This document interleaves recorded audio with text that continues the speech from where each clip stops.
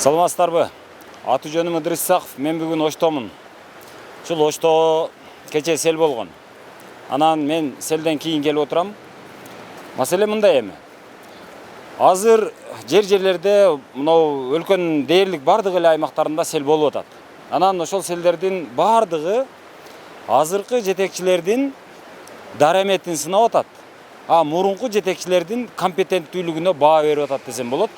Анткени мурунку жетекчилердин курган курулуштары канчалык туура болгон, канчалык ката болгон. Канчалык ушул сел 100 жылда бир келүүчү, 50 жылда бир келүүчү селдер канчалык эске алынган. Мына ошону азыр бизге көзгө сайып туруп көргөзүп берип атат. Андан сырткары азыркы жетекчилерге мындай: кана дараметин канча экен, алың канча экен, кудуретин канча экен, элге жардам бере турган, элиңди кооруй турган, элиңе кам көрө турган ниетин канчалык экен деген нерсеге мындай индикатор болуп берип атат. 4 турак жай салып атабыз. Коопсуз жашоонун жолун ушул жерде көрсөтөм деп турам. Себеби бизде 10 жылдан ашык тажрыйба бар, курулушта өзү жүргөнбүз. Мыйзамдуу курулуш кылайлы деп аракеттенип атабыз да. Элдер келип өзүнө домком шайлагыча же башка иштер болгуча биз карап берип турабыз. Бир батир сатылса дагы элдин аманатын биз мойнубузга алдык. Бул бүтөт. 10 күндөн кийин Кудай буйрса 10 күндөн кийин бүтөт. Биз мынау да мынау базар көмөк карайбыз. Нарк базарга карайбыз. Ошол жактан бизге көмөктөшсө аябай сонун болмок. Өтө сонун болмок. Азыр эми эркек бала болгон үчүн телевизде иштеп отурабыз деп моончо деп айта албай атабыз. Кеткен расходтордучу. Кече ошол мынау көпүрөдө турам мен, ошол кече келип суу алып кетти. Ушерттер бул жерде эң азы 3төн 1 бөлүк товарына күйдү. Биздин рядда. Ал деген сөз? Мисалы үчүн 1 миллиондук товар болсо 350 миңдик ушерт да. Средний 50-50. 1 миллиондук товар болсо 500 миңге кетти, 500 миңге калды. Полный товарынан отидо 1 сомго албай күйгөндөр да бар. Эмечи базардын администрациясы эмне деп атат ошол боюнча? Базардын администрациясы эч кандай уюнгат элек азырынчачы. Биз кече досторубуз, дос-жарыбыз, тууган уруктарыбыз келип, ошол товарларыбызды чыгарып, зыян тапкан товарларыбызды чыгарып, зорго өспөйт эттик. Бүгүн тазалагыла, дезинфекция кылабыз, жууп беребиз деп атышат. Андан башка эч неме жок. Урматтуу боордоштор, бул жарнама сиздер үчүн. Адамды бактылуу кылган иш болот, күлкүнү көрктүү кылган тиш болот. Сиздердин күлкүңүздөргө көрк кошууга Ваш стоматолог клиникасын сунуштайбыз. Ваш стоматолог тишиңизге пломба коюу, имплант кадоо, брекет кадоо кызматтарын көрсөтөт. Мындан сырткары урология жана гинекология бөлүмдөрү дагы бар. Дареги Москва шаары, Лухмановская метросу, Светозерская көчөсү 32. Телефону +7 925 960 0075 +7 925 891 88 84. Тишиңиз оорутпай калса эле бемарал жүрө бербеңиз. Тиш сыйлаган зор болот, тиш кордогон кор болот. Кийимдерими бардык эмелерин алып кеттик. Жууганга ол эми чыгабы, чыкпайбы ол бир Кудай билет. Макул эми кийим го макул эми. Товарларыңыздар канча? Ошо товарларым кийимдер. Мен кийим сатам. 4 пакет алып кеттим. Азыр эми жанагы келтирген зыянды канча деп эсептеп отурасың? Ой, көп меники. 4 чоң пакетти көтөрүп кеттим. Суу болуп, ылай болуп албай калдым. Акылбек Жапаров келди деди, көрбөдүк. Бирок келип араласа болмок. Акылбек Жапаровду ким кармайт? Эч ким кирген жок. Жер тазалашкан да жок, эч кимчи. Эч ким тазалашкан. Адам көргөн жерде, адам баскан жерди. Адам мына жакта жаткан жерде. Чоңураттар келгенде мындай өтүп кетиш керек да. Муну ичин карагыламы? Ошомойдон турат ылайлардычы. Аз эле таза. Марттан ичинде мисалы тазалап кетчү болмок да ошонучу. Кандай жакшыбы? Базардын кожоюну сиз окшойсуз. Ошо директор. Каршы. Азыр эми базарды тазалапсыздар, эми тазалап атыпсыздар. Бирок азыр материалды келтирилген зыяндарга кепилдикти ким алат эми? Кепилдикти эми аны ого келе элекпиз азыр. Азыр кече сел келгенден бери түнү менен тазалап, бүгүнгече тазалап бүттүк. Азыр эми зыяндарды эсептеп чыгарыбыз, көрөбүз, ону маслатташып келишебиз оны. Жанагы кепилдик фонду дегендер бар. Алар менен иштешесиздерби, иштешпейсиздерби? Жок, алар эмес. Неге? Андайды Мисалы Бишкекте Алкан базар деген бар. Жеке менчик базар. Илгери Алкановдордун баласы экен. Ичинде гидрат десең гидрат, баягы пожарныйга десең пожарныйга, ошол 2 минуттун ичинде өрт өчөт деп кепилдик берип атышат, ошентип элге жарыялап атышат. Сиздерде эмне үчүн ошондой шарт болбойт дейм да? кандай шарт? Ошондой. Кандай шарт керек сага? Жок, мен айтайын дегеним ошондой анан жанагы кепилдик фондуна эме кылынган, катталган ага взносун төлөп турушат. А эгерде ушундай бир форс-мажор боло турган болсо, дароо ошол кепилдик фонд аркылуу баягы келтирилген зыяндарды калыбына келтирип берүүнү мойнуна алып отурат да. Сиздер эмне үчүн ошондой Bizde кылбайсыздар? oşta onday praktika biz yok onda için golek mi? Senen uğratam onu. Onday hiç. Азыр эми аны эгерде азыр катуу ушундай боло турган болсо, эл талап кыла турган болсо, анда жаныңыздардан төлөйсүздөрбү анда? Emi onu hazır söyleşiyoruz, есептеп çıkıyoruz, görüyoruz. Şu men anın atfetini aytабыз. Hazır paka ol temaga жетелек biz hazır. Yo, түшүнүп атам. Тазалап бүттүк уже. Жок дегенде канчап бир пайызын бир жагын көтөрүп бересиздерби? Аны эми Эл азыр үмүт кылса болобу? Аны эми руководствомен сүйлөштүрүп чечебиз аны. Ооба. Руководствомен сүйлөшүп чечебиз. Бүгүн ага келелекпиз. Тазалап, жыйнап бүгүн Кудайга шүкүр кичине өзүнө келтирип алдык. Азыр эртеңден отуруп алып муну сүйлөшөбүз аны. Азыр мына жерде бир эжик айтып атат, ошол келтирилген зыяндар тууралуу азыр айтсак эми ол Кудайдан келди деген сөздү айтып атат депчи.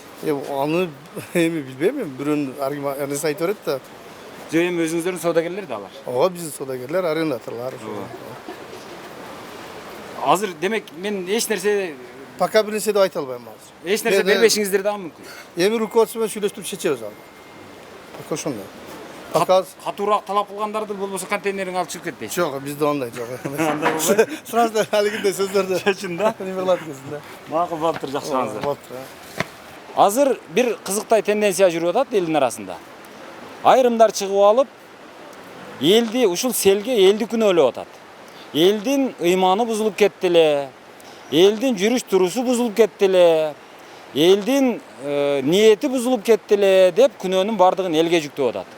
Ошол элди күнөөлөгөндөрдүн ким экенин карасаң, көпчүлүгү дайыма коррупционерлерди, дайыма уурларды колдоп, коргоп жүргөн кошоматчылар ушинтип жазып атат. Дагы деле ошолор баягы кошоматын улантып, дагы деле ошол элди адаштырып, элдин көзүнө чаң чачып атат.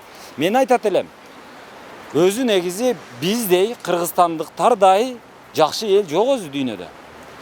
Баткенде согуш болсо дагы жапа-тырмак чогула калып келип бири-бирине жардам берип атышат. Ошто мынандай кырсык болсо дагы жапа-тырмак акчадай, тамагын тамактай чогултуп бири-бирине жардам берип, бири-бирине кам көрүп атат. Жанагы пандемия болсо дагы бийлик мына жакта калып кетип эле, эл өзү уюшуп эле бири-бирине укол сайып, бири-бирин ташып, бири-бирин колдоп, бири-бирин жөлөп, таяп ушинтип атат. Мындай жакшы эл каякта бар өзү? Анан ушундай элге Кудайдын каары түшөбү? Эч ким айтпайт атат бул жерде Кудай ни при чем бу жерде деп. Кудайдын тиешеси жок. Биз өзүбүз кылган катанын, өзүбүздүн окуткан балдарыбыздын катасын, ошонун запкысын көрүп атабыз деп эч ким айтпайт атат. Мисалы муну караңыздар. Мына жердеги көпүрө. Тетигинде турат көпүрө. Ал көпүрө мыйзамсыз курулган. Ошол мыйзамсыз экенин башында көргөн адамдар, ошону көзөмөлдөгөн жетекчилердин бири дагы ошого баа берген эмес. Ошону дароо алдырган эмес. Ошону жок дегенде курулушунун нормасын сактатып, жок дегенде 1 метр өйдөрөөк кылып саал деп эч ким айткан эмес. Ортосуна мынандай түркүктөрдү койбош керек деген курулуштун нормасы бар. Ал норманы эч кимден талап кылган эмес. Ошонун айынан сел келди, сел батпай калды. Анткени мына чекесинде жанагы өзү менен өзү өскөн, же бирөө өстүргөн дарактар келип, анан ошол жерге бөгөлдү дагы көл болуп туруп, эки жагын жиреп кетип атат. Мынау көпүрөлөрдү курсун, бирок бийигирээк курсун. Ушу көпүрөнүн айынан биз сырадайт эттик. Мына менин мушу еримен уялбай көрсүн, ушул еримен суу туруп. Мен даже эмеге чыгып турдум. Мындай темирчеге. Аябай толкун уруп турду. Мен жашым өткөн аялмын да. Мен селтей тогочу жыгылып калам. Балдарым чуркап келди, келиндерим. Ошону мурунтараак, мына дарак-сарак, мына цементтерди эмне үчүн тазалашпайт? Тазаласа бизге суу келмек эмес экен. Суу нар жака өтүп кетмек. Ана ушу суунун кесепетинен ана базарга анал жерден кирип турду. Мен көрүп турдум, контейнериммен көрүнөт да. Мына тосмолордун айынан. Мына тосмолордун айынан ошо наркы базарга вообще басып кетти. Бизге да учкуну келди. Эсли ошондой бизге суу келгенде биздин Контейнерди кошуп жулуп кетет эле да. Жулуп кетет эле. Мынанын тагында өтө чоң подвал бар. Ошо бизди сактап калды. Себеби подвалга кирип кетти да. Аябай шилеп аттык биз. Жаш кыздар бар эле ыйлап атты. Кой, калма келтир, шилеп турайлы деп подвалга кирип турду. Муну зыянды ким алат? Ал ойлонуш элек. Ал элдерге берип коет архитектура уруксатты. Мына ошонун айынан биз сырада этип атабыз. Булар архитекторлар бизде өтө акылдуу экен. Булар уруксатты бербейт экен. Бирок көз жумуп коет экен, көрбөгөндөй болуп. Неге? Мен архитектур эсли мына жерде Архитектурага барсаңыз, бул мыйзамсыз, ал өзүнчө куруп алган деп коет. Азыр мен бардым. Барсам ошондой дейт. Мыйзамсыз куруп алышыптыр дейт. Если жөнөкөй адам курса, ошо күнү соттомок. Булардын крышасы бар да, ошон үчүн эч ким соттой албайт. Же болбосо мына жеринен баягы кызыл кекиртек кыйла жерге секиртет деп ичине оозанып алгандыр. Ушундай да. Ооба. Мына көпүрүктөрдү незаконный курушкан, акча табыш үчүн. Көпүрүктөрдү алдырыш керек. Az misal üчүн bir келе сап айтат. Буга президент күнөөлүү, о күнөөлүү бу. Президентке чейин эле бу көпүрүктөрдү курган. Муну кестирип алыш керек. Мына көпүрөктөр жок болгондо полный өтүп кетет эле. Учуга рассчитанный бул сай. Булар специальный искусственный тосуп пул иштейбиз деп. Шунча адамды азыр бактысыз кылып атат. Муну мисал үчүн Мамбет мэр болуп турганда ошто. Личный кирип мен приемуна кирип айтканмын. Муну көпүрүктөрдү алдырыш керек. Болбосом көтөрүп курдуруш керек. Мен президентке чейин жазгам бул тууралуу. Ушул малга чейин атыбет жок. Азыркы президенттен билет. Себеби буга алдын ала неме кылыш керек? Сел келе турган жерге үй салба деш керек. Ким айтыш керек? Жогору жака айтыш керек.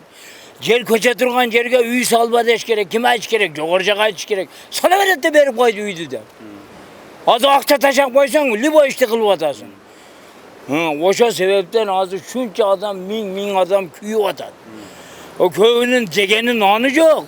Жалган эле бизнесмен болуп чыгып алган көчөгө, карыз алып. Мен бардыгын билем да.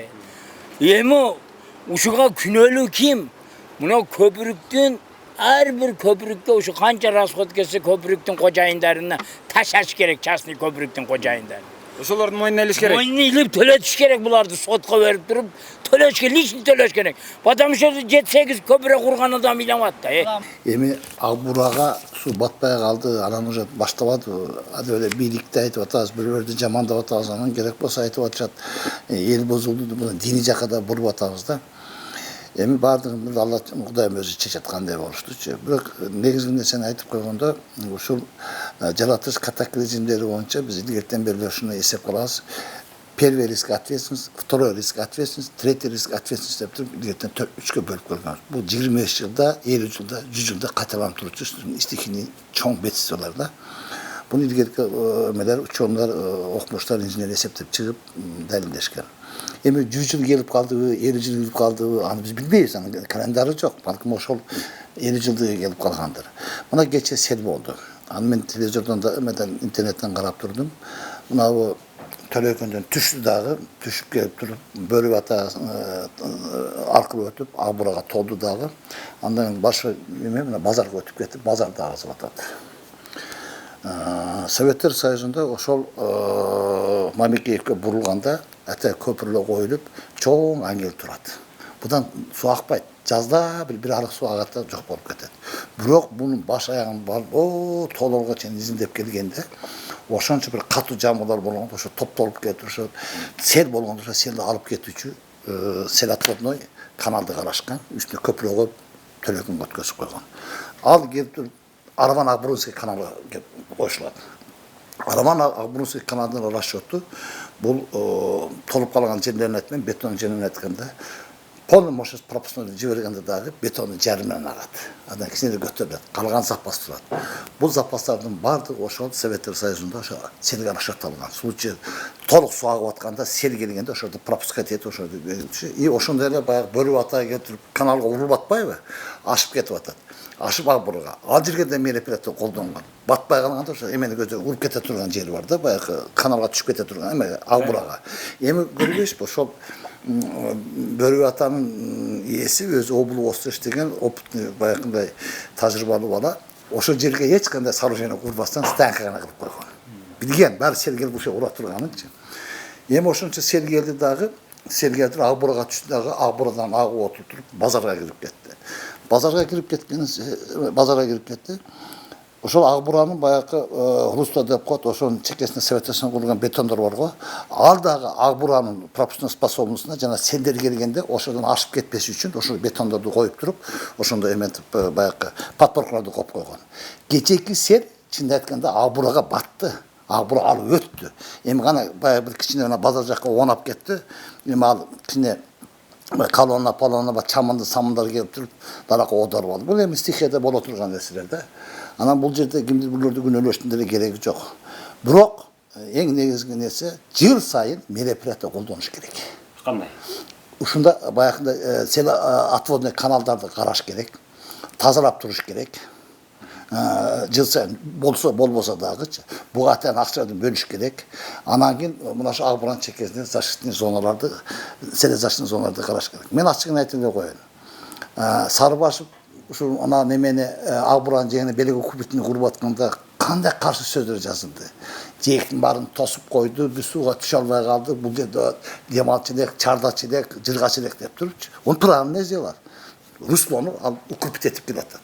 Эгер ошол руслор бекитилгенде, анда ачык турганда, анда да башка жакка кирип кетет болчу.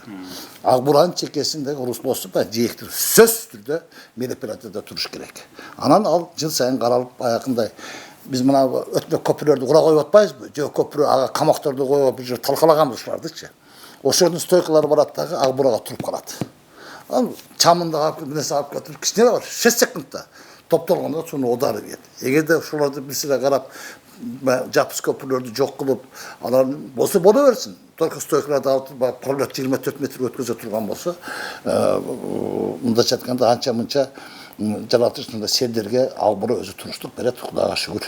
Эми Кудай сактасын. Будан да чоң селдер болушу мүмкүн да. Бирок анда кандай болот, мен Аллага гана маалым. Туура азыр сиз айтканыңыз жанагы кичинекей чакан көпүрөлөрдү курба эмес, кур. Макул бийик болбосо тайыз болсун, бирок өтө кубаттуу кылба, чтобы баягы эме стойкалар койбош керек. Стойка койбош. Стойканы койбой туруп эле, стойканы койбой, ошону бийигирээк кылып койсо, пропускной способность өтүп кете берет. Анан баягы шивелер таштарынан стойкаларды коюп, ошо стойкалар өтө жаман. Мына биз эстакадный көпүрөнү куруп атканда, мага ошол дарыянын ортосуна колонну койдуртпай койгон. 24 метр пролет менен өтөсүң деп. Себеби бул жерге койбойт. Ак буранын башында селопасный эмелер, участоктор көп, бир катуу жамгыр жааганда поток келгенде сени мына колоннан эртең мешать этип, эмени сууну эки жака чачыратып этип бизге койдурткан эмес.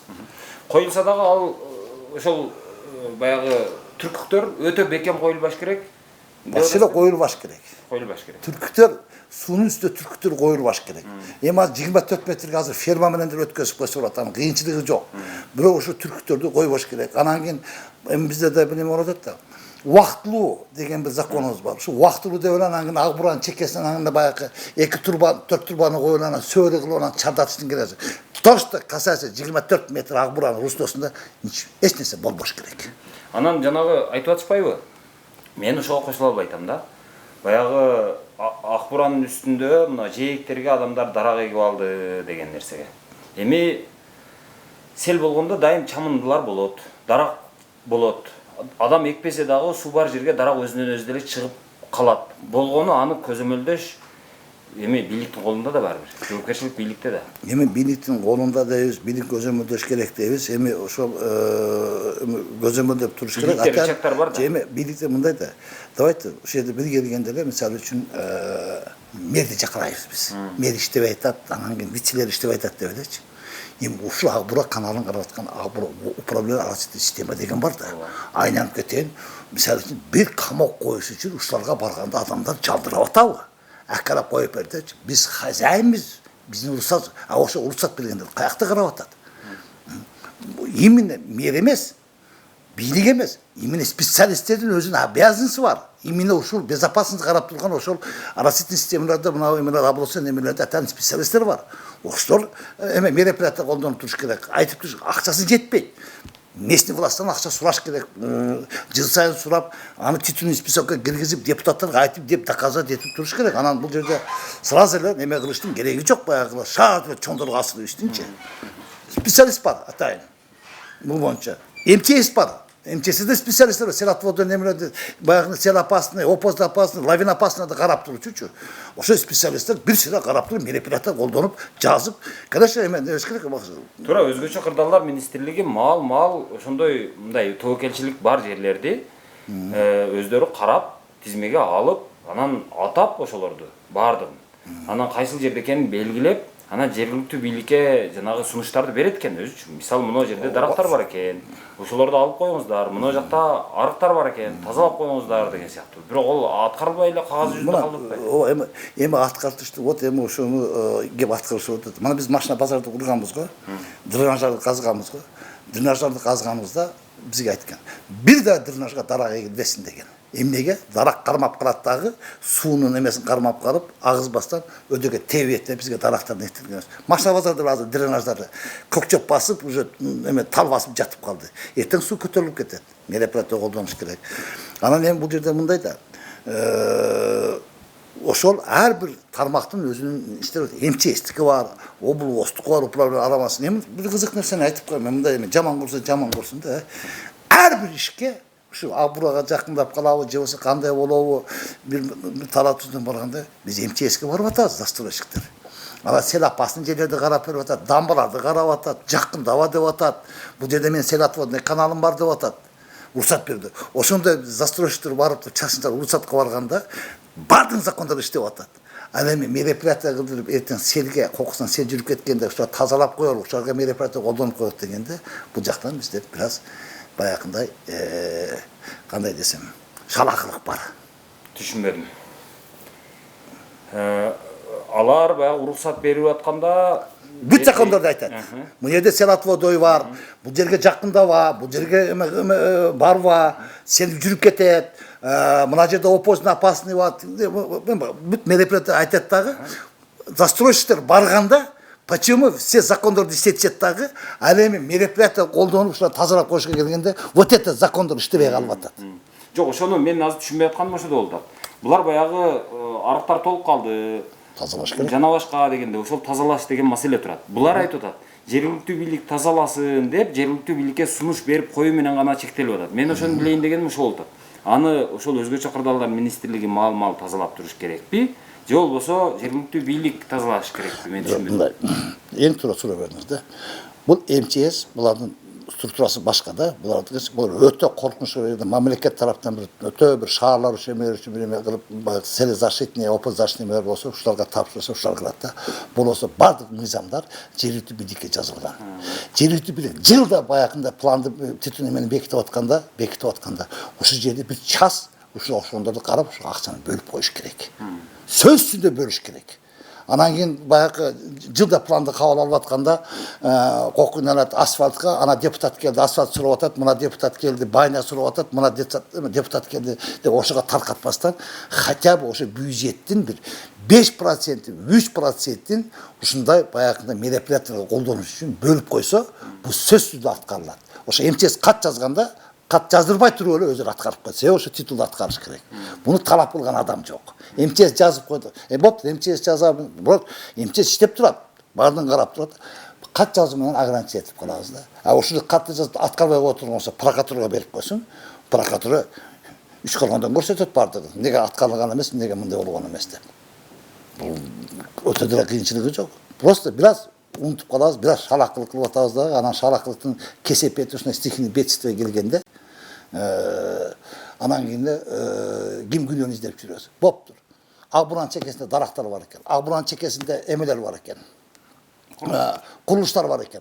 Ошону кесип этсе, кете абсурд атадагында дарак барагы жок жерде таркалап кетти го. Дарагы жок, стройкасы жок жерде. Ошон үчүн жолдор бийик курулуш керек, мероприятия колдонуш керек. Бул бардык эмеде китептерде жазып койгон. Анан мынау жана көпүрөлөрдүн курулушуна негизи эле сиз айтып атасыз, жанагы ортосуна же болбосо четтерине жанагы түркүп коюлуп курулган көпүрөлөр болбош керек деп атасыз. Болбош керек. Эми ошол норма ал сиз окуган китепти архитектура деле окуган да. Сиз окуган китепти ошол эме жанагы МЧС деле окуган. Сиз окуган китепти мынау облватхоз дейбизби, ошолор окуган. Эми бир эле китеп менен окуйбуз да эми Бар бирликте окуйбуз. стандарт бир демекчимин да. Ошондой боло турган болсо, эмне үчүн ошого уруксат берилип калып атат? Ошол нерселер бул деген сөз ошол жетекчилердин уруксат бергендердин коррупциялашып кеткени десек болобу же эмне? Жок, эми коррупция дегенден мен алысмын, эми бааны коррупция просто шалаакылык, көңүл бурбай койду. Боло берет, иштеке болот, анан кийин эртең сен жүрүп кетсем эмне болот десе, Кудай сактасын. Жок. Ушул менен болду дагы. Мына азыр эми мына болдубу кече, мына адам өмүрүнө зыян келди. Адам өмүрү кетти. Адамдар өлүп кетти. Азыр укук коргоо органдар төсүрдө ишти козгойт. Эми бири-биринен чакырат эми. Чакырганда ошондо сабак болот. Эми мындан ары анан кийин кой айланып кетет. Ошондо баягы мээристин маалында бүт көпүрлөрдү талкалап, Хикматтын көпүрлөрүн бардыгын талкалап тазалаганбыз го. Биздин негизги нерсе ушунда да. Нельзя такой мост строить, убрать эмеге Акбуранын үстүндө. Жаппыз, стойкаларыңар бар, мыйзамсыз биз алдырганбыз. Ал боюнча азыр Фейсбукта дагы айтылып атат. Ошол Мелис Мырзахматовдун тушунда ошол Мырзахматов көбүнө жаман көрүнүп, көбүнө жакшы көрүнүп атып, ошол көпүрөлөрдү алды эле деп. А бирок ошол эле ишти андан кийинки келген мэрлер дагы кылыш керек эле да. Эми кылыш керек эле. Азыр мындай да. Бизде бир эмебиз бар да, пендечилик деген эмебиз бар да. Пока бир нерсе болбоюнча тура беребиз да. Баягы Кудай мени сактасын деп койчу. Кудайым сактанам дегенде сактайм деп да хадистер бар жакшы. Эми мындай да, кече болдубу, азыр бул жерде азыр укук коргоо органдары катыгыраак иштесе, мисалы үчүн бир-бирден чакырып ошонун бардыгын бир эме кылып коюп, нормага салып кое турган болсо, бир-эки жолу мындай нарака-баракка апарып кое турган болсо, бир аз акылыбызга бир 3 жыл, 4 жыл кирип калабыз. Мен айтайын дегеним, мисалы, өзүмдүн баягы короома үй салайын десем, архитектурадан келет. Сен эмне үчүн өз башыңча үй салып атасың, неге документи жок деп, мисалы. Бул баягы сиздердин тилиңиздер менен айтканда АПУ, ИТУ деген сыяктуу документтерин сурайт да. Анан кийин жанагы килтейген Акбурага, ошончолук баягы тобокелчиликтери бар жерге коомдук кылып көпүрө салынып атса, анан кандайча ошонун документи суралбай калат, кандайча ушул жерден шалаакылык кетип калат. Мен ошону түшүнө албай атам. Эми ошол шалаакылык эми мындай сен түшүнө албай атам, кызыксыроо берип атасың. Ошон үчүн шалаакылык кетет экен да. Ошон үчүн жоопкерчилик кетет. Мына жерде подиум дегенди курду эми. Ошондора мен каршы болгом. Сатагын кетейиндер. Подиум жапыс болуп калды. Муну бийик көтөргүлө, стойко койгула, эртең бир серпел келе турган болсо ушу подиумда тансага түшүрүп коет бардыгын. Мына Кудай сактаган өтүп кетти. Эми кичине эмени окуп коюш керек да, бир эме кылып. Жана эми бул жерде ар бир адамдын өзүнүн инсандык, адамгерчилик жоопкерчилиги болуш керек. Ошол жоопкерчилик жүрөктө ойнош керек. Сиз дагы бир нерсени жакшы айттыңыз азырчы. Көбүнчө, мисалы, архитектор болбой эле, көп учурда мэрлер архитектор болуп алган учурлар болот да биздечи. Азыр балким ошонун кесепети эмеспи? Мисалы, анча-мынча ошо архитектуранын китебин окуган киши могу көпүрөнү мындай тобокелчиликтер бар деп балким бербеши мүмкүн эле да уруксатты. А балким мэрлер бергендир, берип кой, колду коюп кой деп. Биз ошонун кесепеттүүбү деп эми мындай ачык айтсак болот да, эми атын атап Туура айтасыз. Эми мындай да атын атап алыңыз. Туура айтасыз. Кээ жерде айтып атат, мэр дейт, эме болуп алды дейт, архитектор болуп алды дейт, мэр госрегистр болуп алды дейт, мэр өзү чечип баштады дейт, мэр умес болуп алды дейт, мэр подрядчик болуп алды деп атат го. Туура. Эгерде жетекчи слабый болсо, кандай бир тармактын өз ишин жакшы билбесе, ошону мэрге жеткизе албаса, көпчүлүккө жеткизе албаса, депутаттарга жеткизип өзүнүн как я специалист катары өзүн далилдеп көрсөтө албай турган болсо, ага не только мэр эмес. Ошо мэрде иштеген, анау эмедеги кароочу дагы үстүнө минип алат. Жетекчи татыктуу болуш керек, жетекчи тажрыйбалуу болуш керек, жетекчи достаточно билими болуш керек, тажрыйбалар болуш керек. Ошондо уруштун мэрге айтат, любой мэр, мен канча мэрлер менен канча айттыңбы, айтканыңа көнүшөт. Эч качан заставить эткен мен бир дагы мэр, бир дагы вице-мэр, же бир какой-то бир неме мени заставить эткен эмес кылды. Айтышкан, мен айткам, болбойт. Болбойт дедим, болбойт. И доказать эткенмин. Бул жерде жетекчи слабый болсо, анан айтат го, эмне, коңшу эме, үйдүн ээси слабый болсо, коңшусу билет дегенде, анан кийин жетекчилер күчтүү болуш керек, жетекчилер катуу туруш керек. Сөгүштүү угасың, эки жолу угасың, все равно зато последствиясы жакшы болот. Кийин рахмат аласың. Ошондо туура айткан экенсиң. Туура айткан экенсиң деп. Болду, рахмат чоң. Кыйла элдин деле көзүн ачтыңыз окшойт го дейм азыркы пикир менен. Эми адистин пикири бул. эми болгонун айттым. Мен мынаны асмандан алган жокмун. Өзүмүн ушул өмүрүмдө тажрыйбалар айтып атам. Мына китептерге, мына синипттердин негизинде, ушулардын негизинде айтып атам. Мен ушул окуп турган айтам сага. Мисалы үчүнчү. Мен ошон үчүн адистерди жакшы көрөм. Жанагы көбүнчө шарлатандарды эмес. Рахмат, бар болуңуз. Ийгилик. Ошто ушул ак буурага, сууга, селге, жерге байланыштуу бир эмес эки мекеме бар. Экиден деле көп өз негизи. Ошол эле ак буураны, ошол эле селди, ошондой сууларды көзөмөлдөй турган МЧС турат, өзгө чокурдалдар министрлиги. Мына суу чарба башкармалыгы деген турат. Андан сырткары мына жерди сууну көзөмөлдөө башкармалыгы деген дагы бир башкармалык турат. Андан тышкарыда экология деген бар. Кыскасы, ошол ак бууранын үстүнөн мындай мен кызмат кылам, ушул жердин коопсуздугун мына мен караймын деп отурган бир нече кызматтар бар. Эми ошонун ичинен азыр мына ак бууранын өзүн коруп отурабыз деген эки мекеме ушул жерде жайгашкан. Ошого кирели, сурайлы. Жүрүңүздөр. Бул сел кантип келди? Эмне үчүн ошол көпүрөлөр курулган? Эмне үчүн ак буурага суу батпай калды деген кооз барбай турат? Эмне үчүн суу бөгөлүп калды? Эмне үчүн баягы тайыз көпүрөлөргө курганга уруксат берилди? Ошону сурап көрөлүчү. Саламатсыздарбы? Кандайсыздар? Жерди жана сууну көзөмөлдөп атасыздарбы? Кандайсыздар? Саламат жакшы. Саламат. 1 мүнөт убактыңыздарды алам, кечирим сурайм сизден. Биз кимге кайрылсак экен? Жетекчиңиздер отпускада экен. Мен азыр убактын милдетин аткарчу менден да. Жакшы экен. Сизден 1 мүнөт сурансак болобу же бул жакты кое турабызбы? 1 мүнөт сиз уруксат бериңиз тураңыз. Сиздин аты жөнүңүздү билбейт экенмин. Исаев Кутманбек Абдыкалыкович. Кутманбек мырза, жакшы экен. Жанагы ак буураны, эми жерди жана сууну көзөмөлдөйбүз деп атасыздар экенсиздер да, мекемеңиздер ошентип аталат экен. Ошондо кечеги сел боюнча келип калдым. Сел неден келип чыкты? Сел эми кече баарыбыз көрдүк. Жамгыр жаады. Түшүнүктүү. Жамгырдан кийин пайда болду. Түшүнүктүү. Сел ошондон келип чыкты да. Сиз дагы жакшы баягы эметип айтпадыңыз, баягы адамдардын ыйманы бузулуп кетти эле, ошон үчүн болду. Эмнеден келип чыкты деп суроого жооп бердик да. Жок, сел го болду. Селдин мынау жанагы ар жерди каптаганы неден улам болду? Эми аны азыр мен так жооп бере албайм, себеби аны текшерип көрүш керек. Бизге бул боюнча кайрылуулар же нерселер келип түшкөн эмес. Бирок эми аны билесиз, Ак Буура дарыясынын коргоо зонасы бар. Өкмөттүн токтому менен кийин Ош шаарынын мэриясынын токтомдору менен бекитилген 50 метрге чейин депчи. Андан кийин ал бекитилгенден кийин кандай курулуштар курулуп кетти, ошолор себеп болду. Ошолордун негизинде ошолор себеп болуп, анан ашып кетип, каптап кеттиби?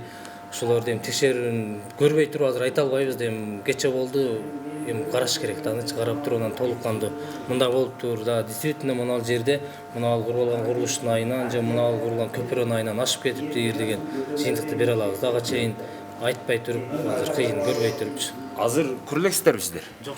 Азыр эми качан көрөсүздөр? Өзгөчө кырдаал немеси киргизилди. Мага Ош шаардын мэриясы, Ош шаарына өзгөчө кырдаал режими киргизилди. Азыр эми балдар биздин өзүбүздүн функциябызга караштуу жерлерин тактап атат. Эми биз жерди сууну көзөмөлдөө кызматы өзүбүзгө ыйгарым укук негизинде. Ошондо сиздер эмнени көзөмөлдөйсүздөр? Жерди сууну дегенде мен эми түшүнүп атам, ошол Ак Бууранын жээгиндеги жерлерди, же болбосо ошол сууну көзөмөлдөйсүздөр да мындай кылганда? Биз көзөмөлдөйбүз эми Ак Бууранын жээгине курулган курулуштарды, алардын мыйзамдуулугу, жер, суу мыйзамдары бар, өкмөттүн токтомдору бар, ошолордун аткарылышы боюнча. Азыр адамдарда айтылып атат. Өтө жакшы айттыңыз да, ошол өкмөттүн токтомдорунун аткарылышын көзөмөлдөйбүз деп атасыздар. Өкмөттүн ошол өкмөттүн жергиликтүү бийликтин токтомдору бар. 50 метрге чейин ал корук зона деп эсептелип атат. А бирок курулуштар курулуп кеткен. Анан баягы тосулган өз алдынча. Анан дарактар эгилген. Ошол дарактар кече келди да мына көпүрөлөргө такалды. Биринчиден көпүрөлөрдү салганга сиздер уруксат бердиңиздерби, бербедиңиздерби? Бул эми биздин служба жакында эле түзүлдү да. 2003 жылдын жүзү болду. Макул, 3 жыл болсун. 3 жылдын ичинде буга чейин сиз билесиз, жанагы экологик жана техникалык коопсуздук боюнча мамлекеттик инспекция, экотех инспекция болчу. Түшүндүм, алар ошо өздөрүн эптей албаган үчүн алар жоюлуп, ордуна сиздерди атын өзгөртүп койду. Мен аны түшүнүп атам. Эми жанагы көпүрөлөр курулган. Сиздер келсеңиздер көпүрөлөр курулуп калыптыр. Сиздер анализдеп карап чыктыңыздар 3 жыл бою. 3 жылдын ичинде ошол көпүрөлөр эртең сел келсе, бул нарактагы дарактар эгилип калган. Ошол дарактарды агызып келет дагы ошол жерге такалат дагы сууну бөгөйт дагы анан эки четине ашып базар болобу, үй болобу ошонун баардыгын каптап кетет деген нерсени сиздер алдын ала көрдүңүздөр да адис катары. Эми азыр мен баштан айтып коеюн, бул боюнча экотек инспекция убагында Ак Буранын жээгиндеги мен точно санын билбейм, бирок канча объект боюнча сотко доо арыздар берилген. Булар мыйзамсыз, бузулуш керек, бошотулуш керек депчи. Эмне үчүн сотко берилет, эмне үчүн прокуратурага берилбейт? Мисалы ошол Жок, прокуратурадан, Ош шаардык прокуратурасынан бизден ошол убактагы инспекцияга сунуш талап берилген. Алар аныктап текшерип чыгып туруп, мына жерде мына мыйзамдар бузуу бар экен, ушул боюнча иш алып баргыла деп. Андан кийин биздикилер сотко доо арыз берген. Эмне үчүн соттун чечими кандай чыккан анан? Мен ал тууралуу билбейт экенмин. Мына 2 жыл болду мен бул жерге келгениме. Буга чейин экотек инспекция жоюлуп бир канча службага бөлүнүп кетпеди, курулуш боюнча, жер боюнча. Анан жанагы сиз айтып аткан анализ кылдыңыздар 2 жылдан бери. Ушундай кандай бир иш-чараларды жүргүздүңүздөр деп атпайсызбы? Жок дегенде ошо соттун ошо сиздерден мурунку эменин мекеменин кылган эмгегин дейли, ошонун жыйынтыгын сиздер сурап, мына мындай болду эле деп. Эгерде ал жоюлуп кеткен мекеме катары юридикалык күчүн жоготуп кое турган болсо, анда жок дегенде сиздер башынан баштап кайра сотко бериппи, кайра прокуратурага бериппи? Мисалы мен азыр барып туруп эле мына көчө турат го, мына азыркы. Ошол жолду тосуп алсам сиздер унчукпайсыздарбы? Сотко эле берип коесуздарбы? А мен сот менен сүйлөшүп алсам кала береби анда? Эмне болот? Жок, эми тосуп алсаңыз эми мыйзам чегинде карайбыз анычы. Эмне үчүн анда Ак Буран жээгин ошол тосуп алгандар мыйзам чегинде каралган жок? Көбүнчө бул жерде жеке ишкерлер. Мен деле жеке ишкермин. Мен жеке ишкер болуп туруп, азыр мына жерде жолду тосоюн азыр чыгып туруп. Тоссом сиздер сотко берип коюу эле эми сот чечет деп отура бересиздер го. Андай эмес. Биз билесиз 2-3 жылдан бери жеке ишкерлерди текшерүү тууралуу мораторий турат. Биз азыр жеке ишкерлерге кире албайбыз. Биз жеке ишкерлерди текшерүү үчүн бизге кандай бир арыз керек, же болбосо бир кайрылуу керек, же бир тапшырма керек. Макул, сиздер ишкер эле дейсиздер да, себеби ишкерде акча бар. А жөнөкөй адамдарчы ишкер эмес, жөн эле баягы тамарка кылып эле тосуп алгандагы даракты эгип койгон. Ал деле мисалы киргенге акысы жок эле да. 50 метр жанагы отчужденияны сактаганга алар дагы милдеттүү да. Ишкер менен андай фактылар тууралуу менде маалымат жок экен. Эми ошол жеке ишкерлердин кээ бирки жерлерде эс алуучу жайларды уюштургандары тууралуу бизде маалыматтар бар. Анан сиз айтып аткандай жеке тараптар өзү билемдик менен багдара кыйып алды. Андай тууралуу бизде менде маалымат жок экен да. 3 жылдан бери Ак Бураны бир бойлоп басып койбодуңуздар. Ак Бураны бойламактан Ак Бура боюнча эми көп эле иштерди алып барып атабыз. Кайрылуу түшсө, тапшырма келсе, мыйзам чегинде аткарып атабыз. Азыр сиз капа болбоңузго, бирок сиздер жөн эле айла калып отурасыздарбы деп ойлоп атам да менчи. Мына кечеги кырсык болду, алдын алган жоксуздар мындай алганда. Бир да эскертүү берилбесе, мына дарагың эртең мына өсөт, өскөндөн кийин барып агып, сел келсе агат, барып туруп бир көпүрөгө такалат, анан сууну бөгөйт, анан чекесин алып кетет деген нерсени адис катары сиздер алдын алышыңыздар керек беле? Жок, эми бизде өзүбүзгө берилген ыйгарым укук бар да, Идирис мырза. Анан ал жерде биз багдарактарга киришкенге биздин укугубуз жок. Аны мына экология деп коет, экологиянын ыйгарым укугу. Анан биз ошо жер суу мыйзамдарын карайбыз. Эгерде жерди басып алган болсо, жерди өз милдети менен чоңойтуп алган болсо, курулуш куруп алган болсо да курулушка кирбейбиз, бирок ошо курулуш жайгашкан жердин мыйзамдуулугун карап беребиз да. Азыр анда мен айтайын. Багдарактарды Башка каналдарды мисалы, мына Кайрма каналы деле. Керек болсо, мына канал өтүп атса, мына канал болсо, каналды эки жагынан дуал кылып, үстүнө жанагы пол кылып, анын үстүнө имарат куруп алгандар бар го. Мисалы, алар эртең ошол жерге келип туруп бир дарак такала турган болсо, ак тилекти жууп кетет. Ошого ким жооп берет эртең? Эми ал курулушуна биз жооп бербейбиз, курулушка, курулушту контролдоо боюнча КАСК деп коет. КАСК Жо сиздер баягы жерди сууну коруп атпайсыздарбы? Ошондо ким жооп берет анда? Эми ишкер келди, бир ишкер. Ал жөн эле мындай өз билемдик менен куруп алды. Аны бирөө кой дейби акыры? Эми жер боюнча, суу боюнча мыйзам талаптарын бузган болсо биз кой дейбиз да. Мен ошону айтып атам. Ал асманга курган жок, ал ошол каналга, жерге курду алчы. И канал өтүп атат, ал жерден суу өтүп атат. И ошол жерге азыр жанагы эме курулду.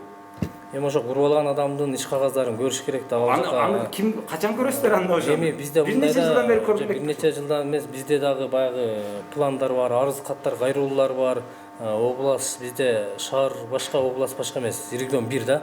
Болгону 12 кызматкер бар. Анан кайрылуу көп болуп атат. Колдон келишинче арыз каттар менен, текшерүүлөр менен иштеп атышат. Ошо мен айтып аткан жерлер канча километр деп ойлойсуз? Мен айтайынбы?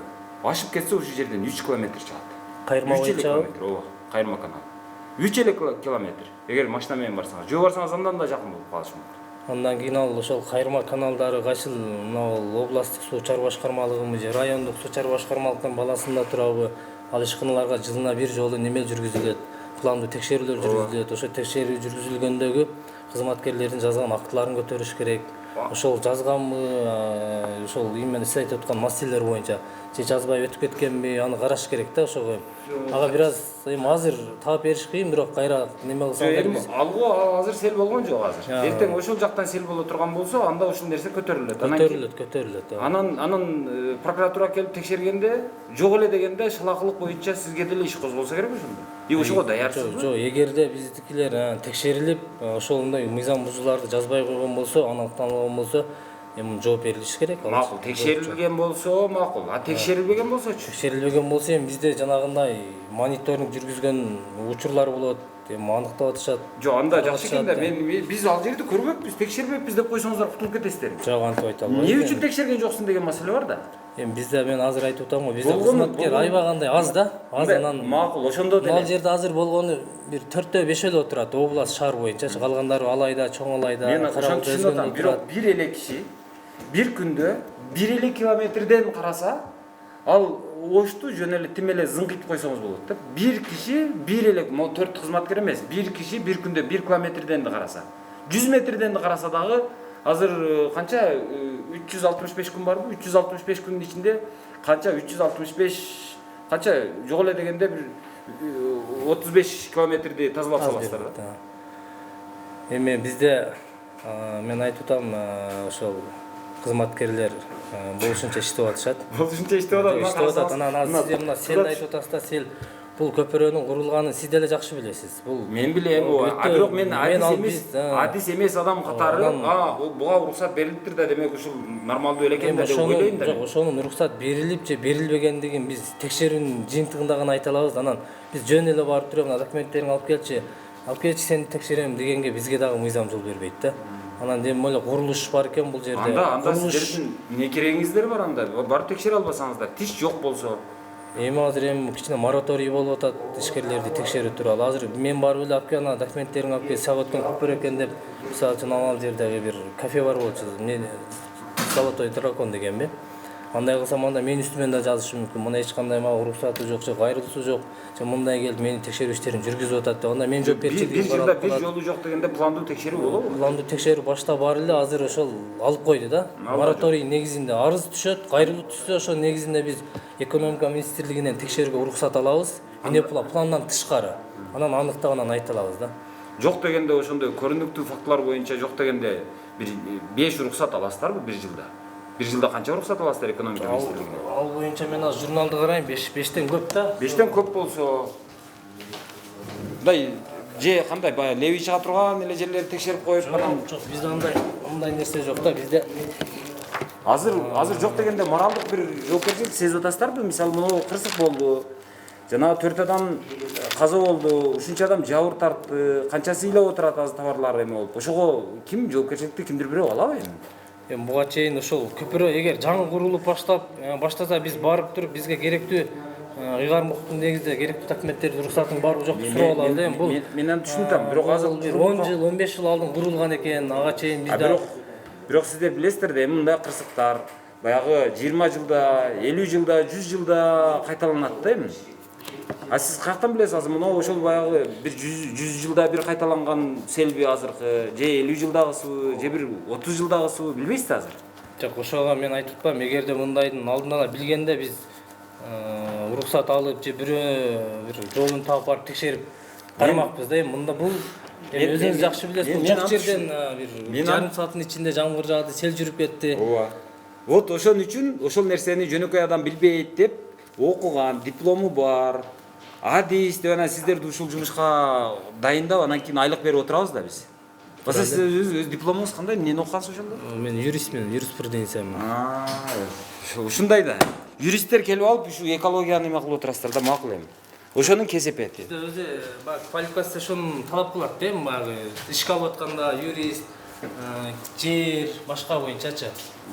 Макул, түшүндүм. Рахмат. Макул. Анда бухгалтер деле барып иштеп эме кыла берсе болор экен. Аны билбейт экенмин. Макул. Кагазыңыз көп экен, катуу иштеп атат окшойсуз. Кагазы көп болуп кетти. Иштен бери. Менин атым Идрис, фамилиям Исак. Уруксат берсеңиз, мынау кечеги сел боюнча бир экөө суроом бар эле. Майда. Мен кандай десем, суу чарба башкармалыгы деп атат да эми. Ооба. Ошондо мынау ак буурага мындай тиешеңиздер барбы, жокпу эми? Бар. Бар. Анан кечеги сел болду. Анан ал жөн эле болгон жок. Анан сурайын дегеним, ак буурага сел батпай калды десек болобу, же кандай болду? Жоқ. Ақбура дариясына мен адаттағыдан көп сел келді да. Мынау Төлөкөн зонасынан, Озгур зонасынан бүт борлордон түшкөн, сайдан түшкөн селдер батпай қалды. Мен мына жогору жагы батты. Мынау базардан где-то бір Сайт Мұхтар тұшынан нарығаны ашып кетті окшойт. Биз жогоруда жүрдүк. Мына Төлөкөн, Озгур зонада. Биз мынау Төлөкөнүн башынан дариядан келип экиге бөлүнөт да. Оң жек магистралды канал, мына Озгур айылын өдөсүнөн өтүп, мына Онадыр менен Мады жакка кетет. Анан бул жагы Араванга кеткен Араванса. Эки каналды биз ошол авария болтурбаган аракет кылып, ошо кыдырып сууларды таштатып, көпүрлөрдүн алдын тазалатып жүрдүк. Жакшы экен. Ошондо эмне үчүн батпай калды? Азыр батпай калды деп атасыз да? Суу көп келген үчүн батпай калып атат. Батпай калды десек болобу, же жанагы көпүрөлөрдөн улам бөгөлүп калды десек болобу? Менин оюмча суу батып атат. Жегинен ашып атпайбы? Бирок ошол эмне үчүн ачты? Батпай калган жок да? Бул көпүрөгө бөгөлүп туруп анан ачты. Көпүрөгө бир беле такалып бөгөлгөнүн мен көрбөдүм. Мен ал жака түшкөн жокмун да. Биз эми жогору зонада жүрдүк да. Биздин прерогатива, биз мына каналдарды карайбыз да. Азыр интернетти карасаңыз, азыр деле ошол көпүрөлөрдүн үстүндө баягы чамындылар, дарактар, тамырлар. Эми селде ошол дарак, чөп чаар, ыкыр чыгын марак атпайбы. Анан даже агып кеткен машиналар барып капталып калып атпайбы. Ошондой катуу жанды кесепет ушундай жаман болду да. Ооба. Анан мен сиздерге эч түшүнбөй атам. Аны бир жолу эле жанагындай десек кандай болот? Азыр мындай сөздөр чыгып атат да, баягы адамдардын ыйманы бузулуп кетти, ошон үчүн ушу сел болду деген сөздөр бар. Сиз кошуласызбы, кошулбайсызбы? Мен деле кечтен бери ошондой ойлонуп жүрөм. Элдин баары эле суунун жээгине барып эле салып эле чаржай жүрүп калды да. Ошодон болуп атабы? Эми адам ойнар нерсе келет экен да. Баягы неме тарыхта деле немелер деле айтылбайбы? Адамдын пейили бузулганда жаратылыштагы өзүнүн өнөрүн көрсөтөт болуп атат. Сиз ойлоп атасызбы, баягы жетекчилердин компетентсиздигинен улам ушундай болду деп? Себеби көпүрөлөр мисалы нормадагыдай курулган эмес. Келип ошол дарактар келип такалып калды. Дарактарды мисалы башында өз башынча эккендерди 50 метр баягы отчуждениеңиздер бар да, турабы? Ошол 50 метрди эч ким сактабаса, дарактарды көрүнгөн киши көрүнгөндө эгип атса, аны бирөө кой дебей атса, демек ол кайсы бир жетекчинин компетентсиздиги десек болобу, же ошол элдердин ыйманы бузулуп кетти десек болобу? Эми ал маселе деле туура, сиз айткан эле маселе туура. Көпүрөлөр баягы атайын техникалык шарттарды сактабай, көпүрөлөр курулганда мындай однопролётный болуп курулуп, ортосуна мындай бекитип коет, таянычы жок курулуш керек деген технический условиялар бар да. Ошолорго келип такалып, акыркы такалып калган жери. Кээ бир жерде көпүрөнүн бийиктигин сактабагандар бар. Анан жана сиз айткан бак дарактарды эми алганда экпейт, бак дарактарды көбүнчө мындай көрктөндүрүп, жашылдандырып, анан жээкти бекемдөө үчүн эгишкен да. Ошондой маселелер бар. Макул, ошондой болушу мүмкүн. Эми сел болгондо ардеме алып келет. Бирок ал агып келсе ошону батырып ире турган ак буурабыз бар да эми, Кудайга шүгүр. Анан эми бизде мындай да, Ыдырыс мырза.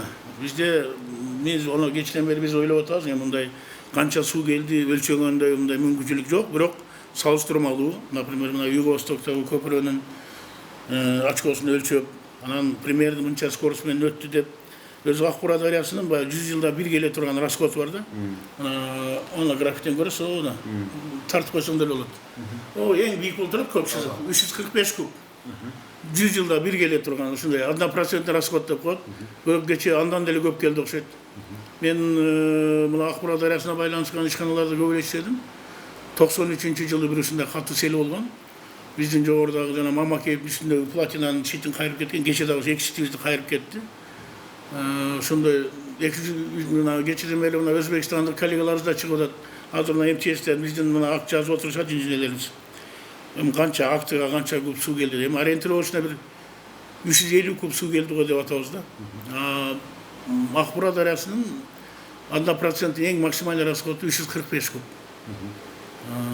Ошондой деп. Ошо 5% ашып кетти деп атасыз. Эми ошондой деп баягы 100 жылда бир келе турган расходтон да көп келди го деп атам. Эмне дегенде биз ошол баягы күн бүркөлүп, баягы күн тутулгандай болуп караң кирип калбадыбы?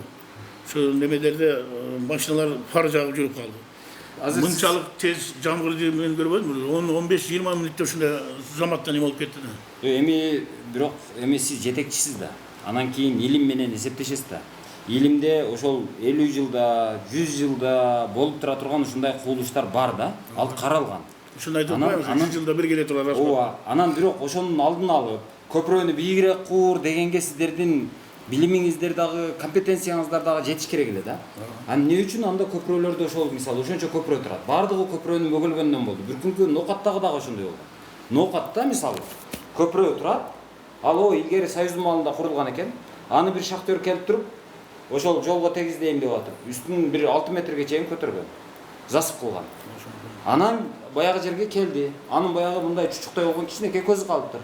Ал келгенде эле жанагы пырспыр менен кептелди. Анан чекесиндеги үйлөрдү алды. Эми ушул нерсеге жок дегенде азыр сиздер моралдык болсо дагы азыр мындай өзүңүздөр күнөөлүү сезесиздерби? Ошону мисалы бир ооз айтпасаңыздар, уруксатты берип койсоңуздар, а бирок ошону корууйбуз деп отурсаңыздар. Жок, биз каналдарды карайбыз, дарыяны биз карабайбыз. Макул, мен сизге каналдан айтып берейин. Мына Кайырма каналы бар. Кайырма каналынын ортосунда бирөө мисалы азыр жанагындай кылды. Эки чекесинде дуалдан курду. Үстүнө полдук курду дагы үстүнө имарат коюп койду. Ошол жердин сиз айткандай бекемдөө максатында азыр дарак, миллион дарак бар. Ошол дарактардын бирөөсү эле кайрылып келип туруп ошол кептей турган болсо Акбураны, ак тилекти жууп кетет. Ошого жоопкерчиликти ким алат эртең ошондой болсо? Ошондой болуп турбаш үчүн службалар карайт да, эксплуатация кылат, карайт. Анда ал караңгы анда. Ошо азыр эми мураптар бойлоп жүрөт да каналды, тынбай эле бойлоп жүрөт да. Бойлоп жүрүп, көрүп туруп анда ошону эч нерсе кылбай атасыздар. Жок, айтат, предписание беребиз, дарактарды кыйдайбыз, көпүрөлөрдүн алдын тазалагыла дейбиз. Ал көпүрө эмес, ал курулуш ал. Мен кайсы курулушты айтып атканыңызды билбей атам азыр. Жана көпүрө дегениңизден айтып атам да. Ак тилектин бир 12-чү, канча 14-чү, жок, 6-7-чү көчөсүндө болсо керек. Аны сиздер билбесеңиздер, эртең мисалы азыр мураптарыңыздар бойлоп жүрсө, жакшы айттыңыз азыр ушуну. Анан аны көрүп атсаңыздар, ал жерге курулуш болуп атса, а курулуш мыйзамдуубу, мыйзамсызбы анда? Алган барып көрүш керек экен. Мисалы мен мынтип айтып берейин, мына канал, мына канал. Агода. Ушул жерге мен стена кылып, эки жагын эме кылдым. Түшүндүм. Үстүн жап. Азыр эми мындай да. Анын үстүнө анан имарат курдум. Ооба, түшүнүп атам. Ошондо кандай болот? Ушу мыйзамдуубу, мыйзамсызбы азыр? Мыйзамсыз. Өзү вообще каналга капитал курулуш мыйзамсыз. Анда эмнеге турат ал бир нече жылдан бери? Уруксат алып алгандыр да бир каким-то путем. Кантип алган сиздер? Бизден алды, кимден алды билбейбиз. Биздер билбей атабыз да. Билбесеңиздер, мисалы мураттарыңыздар көп, ушундай болуп калыптыр. Предписание жазып беребиз. Ремонт берсек керек. Ремонт убагында тазалайбыз, өзүңөр тазалала деп айтабыз. Жок, аны эмне үчүн прокуратурага бербейсиз? Канча жыл ол курулганда канча жыл болуптур? Мен билгенден жок эле дегенде бир 6 жыл болсо керек. Ал боюнча прокуратурада берилген болсо керек. Бул прокуратура иштебей атабы? Ош шаарынын территориясында болсо мындай объекттер көп болду. Комиссионда дагы каралып көп маселе каралып чыкты. Ошондо жок, ал жерде бир эле объект ошондой. Учардын жолунан баштап кайсы объект болуп атканын билбейм. Кайырма Учар жок, мындай кылалы, Учардын жолу бар. Түшүнүп атам. Учардын жолу, анан бул жакта Актилектин жолу бар, Ноокаттын жолу бар. Эки кусок ошол эменин ортосунда мен мынау жок, ошондо эмне болуп атат? Азыр предписание берген болушубуз мүмкүн деп атасыз. Берсеңиздер, анда прокуратура иштебей атабы? Кара Суу райондук суу чор башкармасынан такташым керек да. Бул Кара Суу райондук суу чор башкармасынын балансындагы канал. Биздин баланста Араон Акбура каналы менен мынау Отсадыр каналы бар. УАМ деле бизде эмес. УАМ, Яккалик бул баары Кара Суунун балансында. Бизде Отсадыр каналы, анан Араон Акбура каналы. Меж райондук чоң каналдар биздин баланста да. Райондук масштабтагы каналдар райондук суу чор башкарма балансында. Ошон үчүн мен сен айтып аткан ошон үчүн билбей атам. Мен ориентировочно мындай кылып атам Кайырма каналынан. Бир канча адрес экенин билбей атам. Макул, бирок ошол эле Араон Акбура каналы боюнча. Ал жерде канчалык азыр 100% кепилдик бере аласызбы ошол жердеги нерсе? Жок, бул боюнча билесиң да, баягы кайсы бир жылы мына бир адырдан да кызы чут пополон чыгып биз немелерди алдырдык, каналды кеңейтебиз деп. Ошол бир адырдагы канал үстү жагында немелерди бузганда баняларын сууларын түшүрүп койгон, дагы кээ бирлери мындай акыркы түшүрүп койгон немелерди биз ачтык. Анан УУДга канча 20 канча адамды барып сурап бергиздик. Акырында келе экология эле кайра бизге штраф салды. Тигилерди болсо канчадан штраф салып чыгарышты. Анан биз ошону кайра карап атабыз. Мындай мынау өзү шаардарлы өткөн каналдарда мынау Уам, Жойпас, Кайырма деген бул каналдар өзү паспортунда мындай до революции деп жазылган да. Бул МО 17-жылкы октябрь революциясына чейин курулган каналдар. Анан ошодан кийин эл аны эки бетине отурташа берип, мына кийинки жаңы курулган каналдарда жолдай боюнда жол жок, техника жүрө албайт. Единственное, ошо ичине түшүп алып иштейт техникачы. Неме сакталган эмес. Ал эми жана сиз айткан жанагы коргоо зонасын закону кийин кабыл алынган. Ол каналдар курулуп отурукташ эл айыл шаар курулуп калгандан кийин кабыл алынган. Сиз эми жакшы нерселерди айттыңыз, бирок макул эми до революция деген ошо революцияга чейинкилерди мындай коюп коелу, макул. Анан бирок андан кийинкилерди деле коргоп кала албай атпайсыздарбы? Кала албай атабыз. Бизге сиздерге эмне жолдо болот атында? Бизде андай укук жок болот. Биз только экологияга, земельный инспекцияга жазып беребиз. Сунуш бересиз. Бизде андай инспекция деген функция жок. Биз эми эксплуатациялап, биз сууну бойлоп эксплуатациялап жеткирип беришибиз керек, ошол биздин кызмат. Жанында коюлган камалторго уруксат ким берет? Ал сиз бербейсизби? Биз уруксат бербейбиз.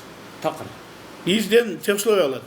Убактылуу деп. Мына, например, неменин шаардын службалары, уксы да мелери бизге архитектурасы кат жөнөтөт. Ушул жерге ушундай каралып атат, техникалык шарты белгилеп деп. Анан биз техникалык шарты белгилеп беребиз. Бул жерде мынча канал, мынча суу өтүш керек. Мынча метр сакталыш керек, капитал курулуш курбагыла, туалет салбагыла, тазалыкты сактагыла деп шарт жазып беребиз, шарт. Шарттын аткарылышын эми тигилер көзөмөлдөш керек. Ошондо оюңуз өзгөрбөдүбү азыр эми ойлонуп отуруп? Баягы адамдардын ыйманынан бекен же бул деле ыйман да. Вот ошол да чиновниктердин ыйманы. Бул ач көздүк. Ушул анан кийин жөн эле барып эс алып, ушу үйдө тириликтер бар. Ал маселеде айткан жокмун мен, мындай кандай десем, элдин баарында бир немеге тыккан тур келбейт, конечно. Кээ анча-мынча огу жоктор көбөйүп кетти деген мааниде айттым мен. Эми огу жокторго Кудай бардыр эми. Эми ошондой болуп атпайбы? Жок, эми ол наркы жакта барганда эсептешебиз да эми. Алла өзү билет деп. Болуптур, макул. Рахмат. Эми муну көрдүңбү, абдан 001 деп 345 деп турат. Эми буну фактически эми 331 келген экен ушуга чейин. Анан биз эми кече бирок өзүнү өлчөй турган деле неме жок. Мындай ориентировочный карап айтат. Ошо азыр мен мунуңузга азыр ишенбей койгонго толук акым бар да азыр. Акым бар. Ошо да. Анан берки Ак Буранын эки жээгинде куюлган мына бетондор мындай запасы менен курулду дегенге дагы акым бар. Анан ага карабай ашып кеткенini мен себебин түшүнбөй атам, элге түшүндүрүп бере албай атам. Ошону түшүндүрүп бергим келип атат. Көпүрөлөр туура эмес, курулган деген сөздү. Бир жагында билишиң керек, азыр сен акым бар деп атпайсың, тиги ишенбей койгонго. Башка элдин эле акысы бар да, 300 эмес 600 куб суу келди дегенге деле акысы бар да. Ооба. Эч ким айта албайт да. Айта албаган менен бирок мен Ак Бураны мында карап атам да. Ак Бураны карасам, ал жерде жалаң баягы суулар көпүрөдөн ашып өткөнүн көрүп атам. Демек көпүрөлөр тайыз. Көпүрөлөр эмес. Биздин союз убагында курулган платинадан ашып өтпөйбү? Платинадан ашып өттү, а бирок ошол көпүрөнүн айынан ашып өттү да. Жок. Көпүрө жок ал жерде. Биздин платина мындай да. Көл болсо ошондой болот да. Көл эмес. Биз эми эки жака каналдарга суу алыш үчүн платина курулган да, ушундай расчет менен. Ошол дагы туруштук бербей, үстүнөн өтүп кетип атпайбы? Мына Араванда да ошондой болду, Ноокатта да ошондой болду. Мына кече Ак Бурада да ошондой болду. Платинанын үстүнөн өтүп кетип атат. Бул адам бойлуу болуп өтүп атат. Бул эми деген баягы расчеттоодон 2 эсе көп суу келди деген билдирет да. Мен ошого айтып атам. Мен деле ошо Акбура 2 эсе көп суу келди деп отура берем, ошондой болуп атат да. Сен мага ишенбей эле келди болот да. Эми чын ушундай болот. Макул болуптур, рахмат. Так, туугандар, өзүңөр көрдүңөр азыр. Бир жетекчи экен, өзү юрист экен, анан кийин ошол жерлерди, сууларды мына мен корuyum деп ошол отурат. Ал баягы гидроинженерия деген не, сай деген не, жар деген не, суу деген не, сел деген не, анын баягы суу канча көлөмдө качан келиши мүмкүн, келсе эмне болушу мүмкүн. ал канчалык кесепети болушу мүмкүн, ошого окшогонду мындай бир теориялык билими жок. Эми бир юрист келиптир дагы ошол жерге эми жетекчинин азыр эмеси болуп отурат экен, милдетин аткаруучу. Жетекчи өзү отпускага чыгып кетиптир, жай келди деп. Анан экинчи жетекчиге кирдик. Экинчи жетекчи болсо ал эми баягы ыймандан адамдардын ыйманы бузулуп кетти деп ал отурат. Ушундай эми. Ушундай жетекчилерге калганбыз. Айтып атпайбызбы, жанагы көпүрөлөр нормага ылайык келбей калган болушу мүмкүн, жапыз болуп калышы мүмкүн. Ошон үчүн суу үстүнөн ашып өттү, же болбосо баягы бөгөлүп калды, анан кийин бир четин жырып кетти. Анан барып базарды же болбосо айылды, же үйлөрдү каптады деп атабыз. Демек, ал нормага, талапка жооп бербейт. А талапка жооп бербеген курулушту, талапка жооп бербеген көпүрөнү көзөмөлдөгөн дагы бир орган бар да, аны ГАС деп атайт. Жанагы Орунтаевдин астындагы ишкана. Анын оштогу бөлүмү бар. Ошого кирели, жүрүңүздөр. Ого, ремонт кылып атыпсыңар. Ремонт болуп азыр чачылып атып кетишти. Силер го шарттуу өзүңөргө түзүп атасыңар. А бирок элгечи эмне шарт түзүп атасыңар? Эми кайсы жагынан айтыңыз? Мисалы кечеги Акбура боюнча. Кече сел боюнча. Сел боюнча азыр эртең комиссия түзүлдү, эртең саат 3-кө. Комиссия менен барып, ошол жерде информация болот, депутаттар баары болот да. Ошол боюнча азыр шалпырачы боюнча ошол жерден чечилет да. Макул, бирок ГАС катары сиздер курулуштарды эми сиздер көзөмөлдөйсүздөр да.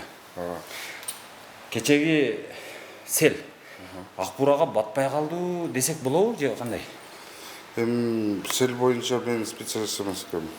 Ал боюнча МЧС жооп берсе жакшы болот. Мен өзүм ошол жерде Акбурага макул, анда Акбурага курулган көпүрөлөрдүн канчасы мындай талапка жооп берет? Акбурага курулган көпүрөлөрдүн мисалы тети базар ичиндеги көпүрөлөр бирөөсү эксплуатациядан өткөн. Ал жерде да 1-2-3 көпүрө бар. Эксплуатациядан өткөн эмес, өз билемдик менен курулган көпүрөлөр. Эмне үчүн анда буга чейин чара көрүлгөн эмес ошого? Буга чейин чара көрүлүп, азыр бирөөсүн биз сноско чыгарганбыз. Жакында шаардык соттон көпүрөсү жанында биянда зданиясы да бар экен, ошол менен кошуп бизге заявление келген, ошонун негизинде текшерүү жүргүзүлүп, мыйзам иштеп такталган. Аны бизге сотко бергенбиз, соттон шаардык соттон буздурууга чыккан чечим. Анан эмне үчүн аткарылбады? Алар эми областной сотко обжаловать этип атышат биздин ошол шаардык соттун чечимин. Ошону областнойдон каралып бүткөндөн кийин, анан кийин аткаруу баракчасын алабыз, ошонун негизинде Аны кимдир бирөөлөр уруксат бергенби же өз билемдик менен салынган? Өз билемдик менен салынган. Прокуратура эмне үчүн анда ага мындай чара көргөн жок? Же сиздерден прокуратурага эмне үчүн арыз түшкөн жок ошол боюнча? Прокуратура чара көргөндө мыйзам курулуштар менен биз иштейбиз да. Бизге арыз келет. Арыздын негизинде текшерүү жүргүзүп, эгерде мыйзам иштеп табылса, биз сотко берип, буздурууга чейин алып барабыз. Макул, андай боло турган болсо, мен эртең чыгайын дагы мына жерде көчөнү мен тосуп алайын өзүм. Өз билемдик менен. Сиздер анда прокуратурага бербейсиңиздер. Анан сиздер мени сотко берет экенсиздер. А мен ал соттон эртең шаардык соттон утулуп калсам, облустук сотко берем, андан утулуп калсам жогорку сотко берем. Болбой калса дагы апелляция берем. Башка бир жаңы жагдайын табам. Ошентип мына жерде пробка кылып кармап отура беремби? Мыйзам боюнча ошондой болуп калат. Соттун чечими менен только бузулат да объекттер. Эгерде шаардын ичинде муниципальный территория, мэриянын территориясында жерлер болсо, аны мэрия буздура алат да. Азыр сотко бербей эле өзү бузганга укугу бар. Эгерде кызыл китеби болсо, өзүнүн кызыл китебин ичинен салса, аны биз сырттан барып буздура албайбыз да. Аны только сот чечими менен бузулат да. То есть анда ошол жердеги баягы сиз жолду тосолсоңуз, жолго кызыл китеп алып алсаңыз, ошондой боло берет да. Жакшы экен анда. Берсе. Жакшы экен. Анда мен эме ким эле жанагы госрегистр менен тил табышсам болду экен да анда. Болду. Жакшы, сиз жакшы бир кылмыштын жолун айтып бере турбайсызбы сиз? Мынау сиз айтып атпайсызбы? Жолду тосуп алсам боло берет депчи. Тосуп алсаңыз болбойт. Сиз кызыл китебиңиз болсо, мен эми Акбурага параллель келтирип атам да, эми Акбура боюнча. Ошол жерде бир көпүрө боюнча ошондой экен. А берки калган эмелер эмне көпүрө, ошол көпүрө коюла турган жерлер жанагы Акбура көпүрөлөр боюнча дагы биз сотко бергенбиз. Иштер алып барып атат ал. Макул, жакшы экен. Азыр жанагы Акбура ошондо сатылып кеткенби анда көпүрө курганга? көпүрө Кызыл китеп берип болгон. Бул илгери башаламан убагында салынып калган. Кызыл китеби жок демек кызыл Кызыл китеби китеби бар. анда сатылып кетиптир. Жок, ак буран бою сатылган эмес, чекесиндеги жерлер жанагы ким фамилиясы ким эле? Бир Жок, ким болбосун. Базарды ошол эметип Макул, турат, ал ким? менен биз соттошуп турабыз. Макул ким болсо дагы, ал мисалы президент болгон күндө дагы бизде норма бар да.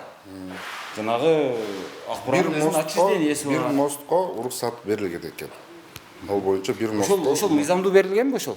Мыйзамдуу берилген билбейм, ошол Жок эми, илгери берилген экен да. Макул. Кайсы бир жылдары берилген. Макул, ошондо деле мисалы азыр мен барайын, кайсы бир мэрдин тилин табайын дагы ошол жерге мен бир көпүрөнү салайын. Анан ал уруксат берип койду. Ошондо ал мэрдин ошол аракетине баа берилеби? Ал мыйзамдуу берген болобу же мыйзамсыз берген болобу? Эми аны тиги укук коргоочу органдар. Жок, аны сиздер анализ кыласыздарбы, кылбайсыздарбы? Мисалы мына мыйзамдарга дал келбейт. Себеби Акбуранын баягы корок зонасы мындай, ага эч кандай жанагы эмелер алынган эмес. Аны укук эч кайсы талапка жооп бербейт дегендей. Бериш керек да, укук коргоо органдары берип, аларга күнөөлүү эмес деп өздөрүнүн вердиктисин чыгарат да. Макул, эми мен жөнөкөй жаран катары мен азыр айтып атам. Ак бурага сел батпай калган жок деп атам. Ак бурага жанагы мыйзамсызбы, мыйзамдуубу, бирок талапка жооп бербеген. Жанагы жапыз, стойкалары бар, көпүрөлөр курулган үчүн, баягы ыпыр-сыпырдын баардыгы келип ошол жерге такалгандыгы үчүн суу бөгөлүп, анан кийин ашып чыкты. Демек, курулуш нормасы бузулган. Ага уруксат берген процедуралардын баардыгы бузулган. Демек, буга кимдир бирөө жооп бериш керек деп ойлоп атам да мен. Мен туура ойлоп атамбы, туура эмеспи? Туура, мыйзамсыз курулган, мыйзамсыз куруп алган. Анда ким жооп берет эртең ошол жердеги? Көпүрөлөрдүн салып алган ээлери жооп бериш керек да. Кантип жооп берет? Мына жердеги жанагы базардагы же болбосо үйү бузулган, жана товарлар агып кеткен, машиналар аккан кишилерге ошол ущербти, зыянды ошолор мойнуна алып төлөп береби? Же көзөмөлдө отурган сиздер төлөп бересиздерби? Ким төлөп берет? Ким жөндөмүнөн кетет? Эми ал жагын мен айта албайм, берде мен айта турган киши эмесмин. Мен өзүм специальностьтун боюнча гана жооп берсем туура болот деп бересиз. Азыр эми макул эми. Сиздерде бир эмеден кармаш жаман кыйын да. Мына бүгүн сел болду эми, кече болду. Сабак алдыңыздарбы эми? Ушудан сабак алынабы? Бир жыйынтык чыгарасыздарбы? Эмне деген жыйынтык чыгарасыздар? Комиссия түзүлүп атат, күндө комиссия болуп атат мэрияда. Аяктан чогулуп, ар кимдин кандай тиешеси болсо, ар кайсы жетекчилер барып атат. Кимге эмне тиешеси болсо, ошол жардам берип, аткарып, эмне кылабыз, чечимдер кабыл алынып атат. Эртең дагы комиссия болот, депутатский комиссия. Айырдан дагы көп нерсе чечилет. Сиз жаш эле туруп уже жанагы эмелерди билип алыпсыз да. Өзү негизи саясатта бир сөз бар. Эгерде кайсы бир ишти баш аягы жок кылып бүтүргүң келсе, анда комиссия түз деген сөз бар да, саясатта. Азыр сиздер дагы ошондой кылып атасыздар. Берде азыр комиссия түзүп иш алып барбасак, кантип иш алып барабыз? Жок эми, ошондой кандай жыйынтык чыгат? Азыр кайсыл көпүрөлөр текшерилет, мисалы кайсыл каналдар текшерилет, кайсыл жерде мисалы мынау Ак Тилек тарапта. Ошол бир жагы мисалы көп баягы каналдын бир жагында жол бар үстүндө, жээгинде. Бирок астында дагы жол болуш керек. Мисалы эки бетинде тең жол болуш керек. Ал жолду мисалы бакайган эле кишилер, депутаттар, башкалар тосуп алган. Ошолор ачылабы, ачылбайбы? Ушудан жыйынтык чыгып. Эгерде алардын кызыл китеби жок болсо, ошол жерде мындай эле тосуп алган болсо, ачылат. Ачылат. Сөз бересиз. Эгерде кызыл китептерди алып алган болсо, анда аны кадимкидей барып сүрдүрүлүп жол ачылабы, жол болобу? Эми муниципальный территорияны тосуп алган болсо, обязательно ачылыш керек да. Жакшы айттыңыз. Мен ошону муниципальный жер тосуп алса. Эгерде Ак Буран жээгинде кызыл китепти алып алган кишилер да бар экен. Бирок эми ал кызыл китеп. Кызыл китеп, бирок кызыл китептин ичине кириш да кыйын. Туура. Эми ал кызыл китеп бир жагынан караганда баягы адамдардын жеке менчигинин кол тийбестиги конституция менен корголот деген нерсе бар. Мен түшүнүп атам. Бирок ошол эле учурда белки бечара ошо каналдын укугун ким коргойт анда? Каналдын өзүнүн кол тийбестик жана отчуждение дегени бар да. Каналдын укугун бул жана эмеде каналды караган атайын органдар да. Мен түшүнүп атам. Ошол органдар сотко берип, могул жер тура эмес, могул жер охрана зонасы монча, Муну биз каналды тазалап туруш үчүн монча жол берилген, ошону биз тазалап турушубуз керек. Мындай деп алар коргош керек да. А сиздер? Алардын жери болуп атпайбы? Жок, сиз Мен надзорный органмын да. Ошо надзорный дегенде ал көзөмөл деген сөз да. Көзөмөл. Ошол жерге мисалы мыйзамсыз курулуш болсо биз эми мен сизге бир мисалы айтып атпаймынбы, сиз эметсеңиз, мисалы мына мен сизге канал. Түшүндүм. Мына канал. Канал сиздики бул жер. Жок, мына. Госорган карайт да, жанагы соту. Мына канал өтүп атат. Мына кайырма канал деп коеюн. Каналдын биринчиден охранный зонасы бар, туурабы? Канча метр ошол? Акбол мисалы мына кайырманын. Мисалы шаарда ар кандай гор кеңеш бекитет, сыртта тоже гор кеңеш эменелер бекитет да. Макул, жок Ал дегенде. боюнча мен азыр айта албайм. Точно монча депчи. Сиздин дипломуңуз эмне өзү? Строительный. Строительный деген ал Курулуш. Курулуш менен Сууну карабайм мен. Вот ошону айттым. Зонасын карабайм. Мага тиешелүү эмес. Бирок курулуш нормалары макул, мен макул эми. Көбүнчө ошол бир жерде юрист отурат азыр сууну короюм деп. Азыр курулуш деп атаса, бирок мына жерде эми сиз каналдын үстүндөгү курулушту да карайсыз да. Ооба. Эми караң, мына канал, кайырма каналы. Кайырма каналынын эки бетинен мындай кылып туруп стенка тургузуп атат бир ишке. Мына жерде бир көчө өтөт мынандайына. Мына беттен дагы бир көчө өтөт. Мына жер квартал, мындай болуп үйлөр турат. Мындай болуп бири-бирине чектешкен үйлөр турат. Эми мына жерден жапты. Мына жерден эки стенканы көтөрдү. Көтөрүп үстүн жапты. Анын үстүнө имарат курду. Ошол мыйзамдуубу, мыйзамсызбы? Уруксат кагаздары жок болсо мыйзамсыз. Аны караш. Уруксат кагаздары болсочу? Болсо Мыйзамдуу окула. Караш керек да. Сиз азыр мен айтып Жок, азыр мисалы эгерде азыр маймылга Кыргызстандын жараны деп туруп бирөө паспорт берип койгон болсо, ал жаран болуп калат, эмне болуп калат? Ал мыйзамдуу болуп калат. Маймылды билбейм, Дырысбек. Сиз азыр конкретно бир объектini айтып атасыз. Мисалы, койго кой деп эле беребиз да, койду адам дебейбиз да, туурабы? Мен сизге конкреттүү мисалды айтып атам. Мен охранный зона эмес, охранный зонасын айткан жокмун мен. Мосттун өзүнө деп атам. Салынбаш керек. Кыз мектеп ал жерге берилбейт, салынбаш керек. А эгерде берилип калсачы? Берилип калса, мен билбейт, берилип калганда сизде бар окшойт да, ошон үчүн айтып атасыз да, азырчы. Конкретный бир Жок, макул эми. Мен билбейм, мен берилдиби, берилбедиби, мен билбейм. Муну кагазга эле чийип берейинчи, мына эл көрсүнчү, мына жүрүңүздөрчү. Мына кагаздан да жакшы экен, мына. Мына ол канал, мына ол. Токтоң, мына ол канал. Бул кайырма каналы. Мына жактан жол келет, мынтип, ушу жерге чейин. Мына жерге чейин жол мындай келет. Бул жагында мына үйлөр, мына жеринде үй, мынандай. Эми так. Мына жагында дагы үйлөр мына. Мындай болуп үйлөр турат. Жол бека айланабы берден каналда? Жок, айланбайт. Тескерисинче мына жерди мына жерге чейин түпөк кылып тоскон, мына жерге чейин түпөк кылып тосушкан. Мына жер дарага келген мынантип. Эми мына жерден бир адам мындан стена көтөрүп атат, мындай кылып. Мындай көтөрдү. Үстүн жапты. Жапкандан кийин анын үстүнө дагы стена көтөрүп, дагы курулуш болуп атат. Бүткөн ал. Анын бүткөнүнө бир 9 жыл болду, билгенимден. Эми ошого ким жооп берет? Бул эртең мына жерден, мына канал мына жакка карап агат мынантип. Эгерде мына жерде дарактар бар, мына жакта дарактар бар. Шамал болуп, жамгырдын алдында шамал келет го. Шамал болот. Мына жерден бир дарак күпет түшөт. Түшкөндөн кийин мына жактан суу көбүрөөк келди, мына жерге бөгөлдү. Мына жакта ак тилек деген айыл бар. Ак тилекти жууп кетсе, ким жооп берет ошого? Сиз азыр надзормун деп атасыз. Мен көзөмөлдөйм деп атасыз. Мына ошол курулушту ким көзөмөлдөйт ушуну? Курулушту биз көзөмөлдөйбүз. А ошол мыйзамдуу, мыйзамсызбы? Карайбыз. Эми адресин билбей атпайм, мен кайсы адрес экенин да билбей атам.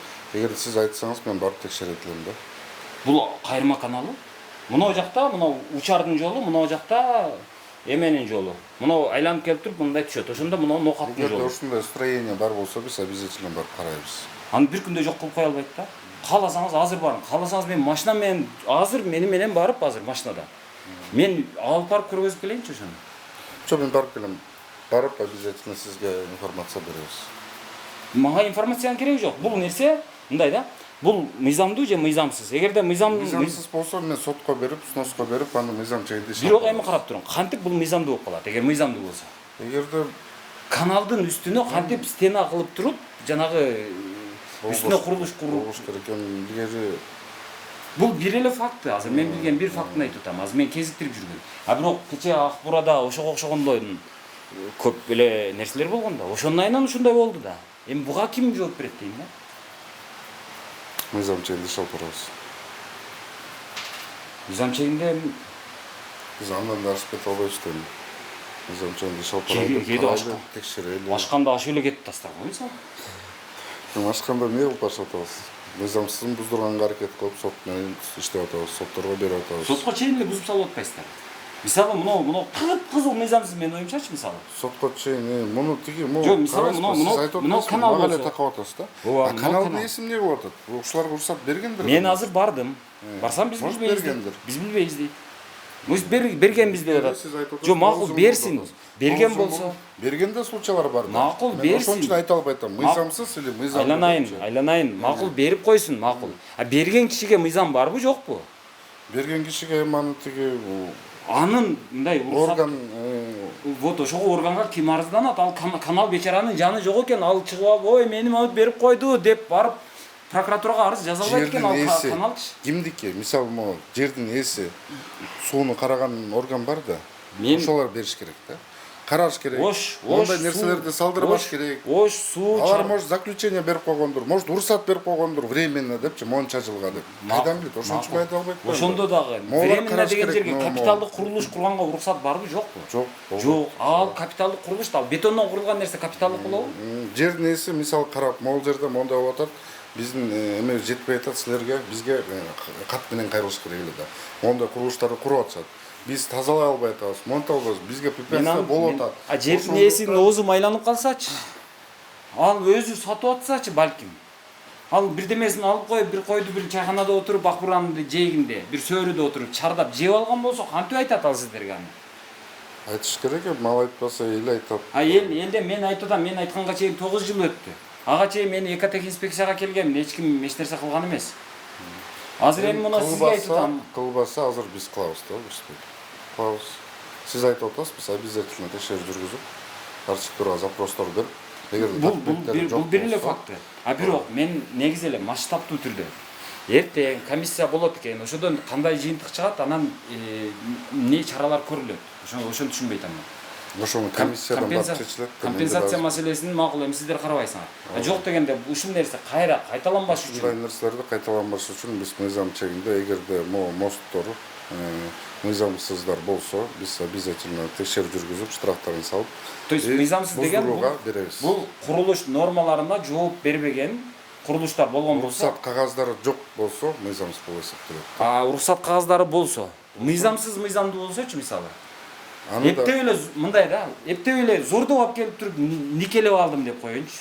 Зордогон. Аны да карайбыз. Аны укук коргоо органдарына эгерде мыйзамсыз мыйзамдуу болгон болсо, укук коргоо органдарына өткөрүп беребиз. Алар өздөрүнүн чечимдерин чыгарышат. Биз жактан мыйзамсыз болсо, документтер жок болсо, анда биз мыйзам чегинде иш алып барып, жана айтып атам, текшерип, сотко чейин алып барып. Мен мындай болуп атам да. Мисалы мен Бурадан деле мына өткөндө шаардык соттон бир мосту сноска чыгардык. Заявление түшкөн, бардык текшердик. А бирок аягына жетпептир.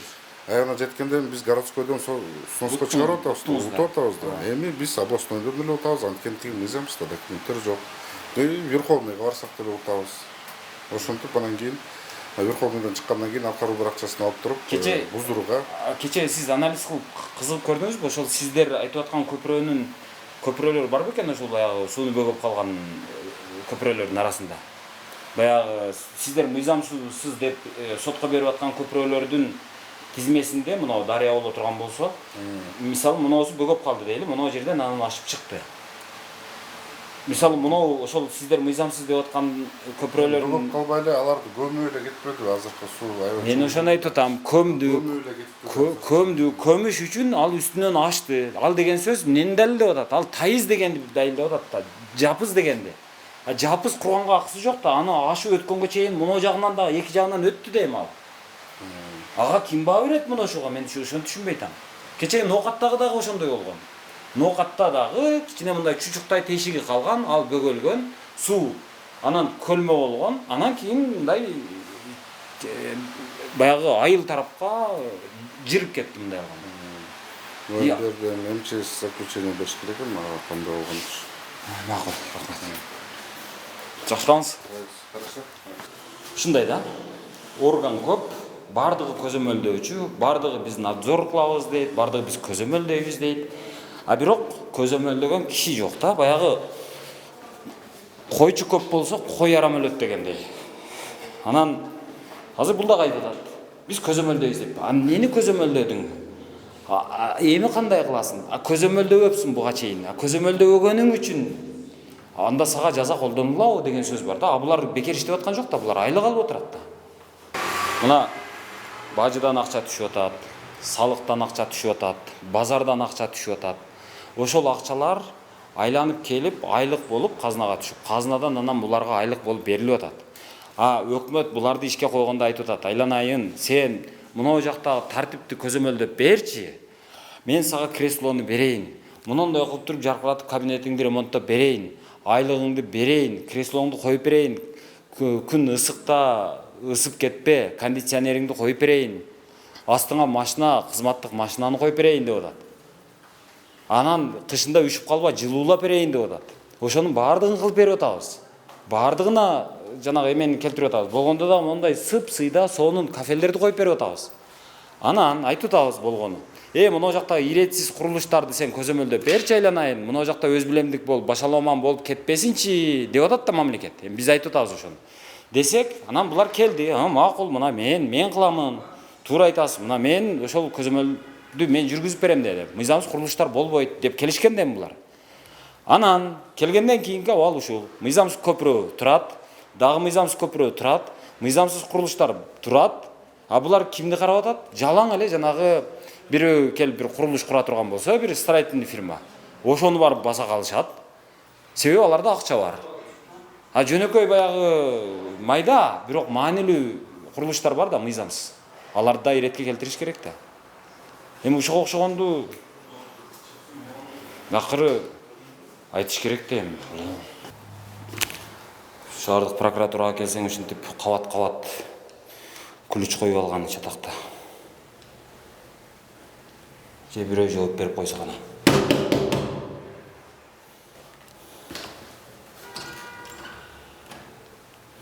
Мен азыр шаардык прокуратурага келдим. Себеби билейин дегеним кече ошол кырсык болду.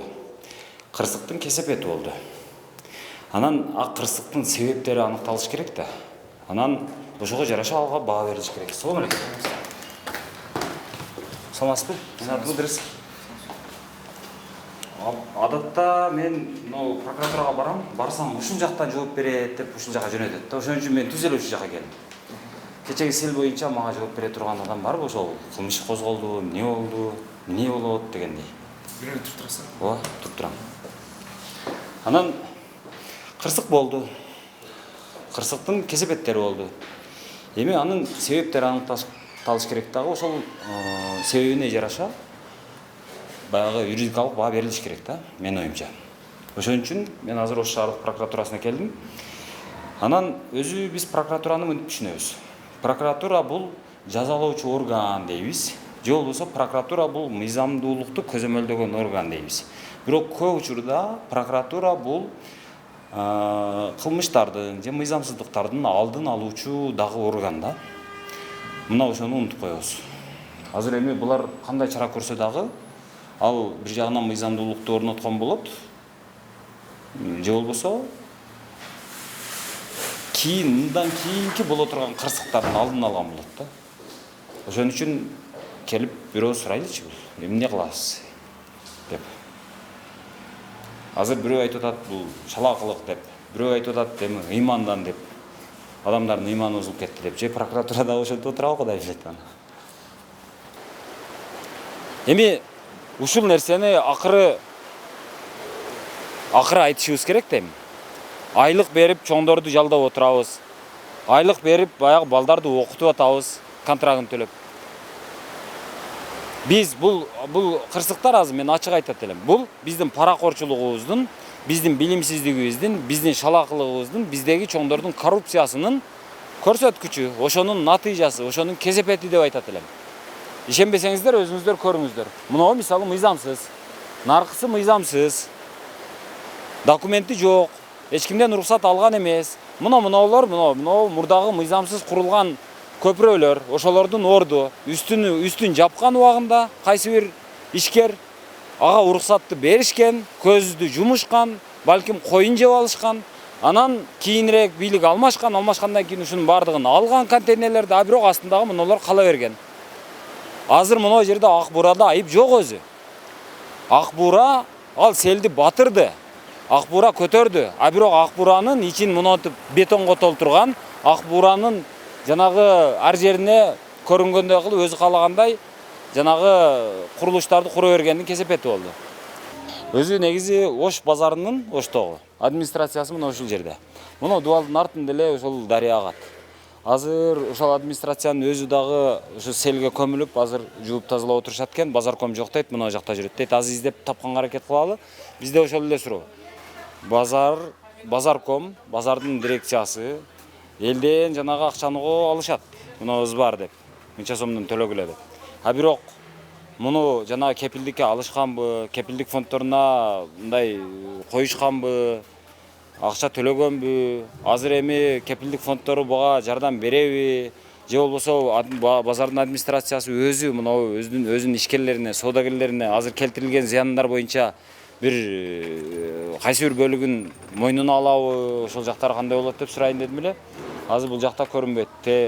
Эме чиновниктер менен жүрөт дейт. Кабат көпүрө сала бергендин, салганда дагы баягы өзүм билемдик менен салгандын, эч кайсыл баягы нормага, эч кайсыл курулуштун талаптарына шакештештирбей туруп эле салган көпүрөлөрдүн кесепети азыр мына Токтогул паркынын этегинде жайгашкан мына Новай паркына дагы тийген. Новай паркы дээрлик ошол бир бардыгы эле ошол селдин астында калган окшойт. Азыр мен ал жака өтө албайтам. Алысырактан экен мен кечке чейин сиздерге мына материалды чыгарып берип коеюн деп атам. Ошон үчүн бул жактагы кесепетти мен азыр толук сүрөттө айтып бере албайм. Бирок бул жактагы ылай баткакка батып калган. Ошол эми. Анан баягы каза болгондор жөнүндө дагы айтылып атат. Азыр алар толук табыла элек. Эми аларга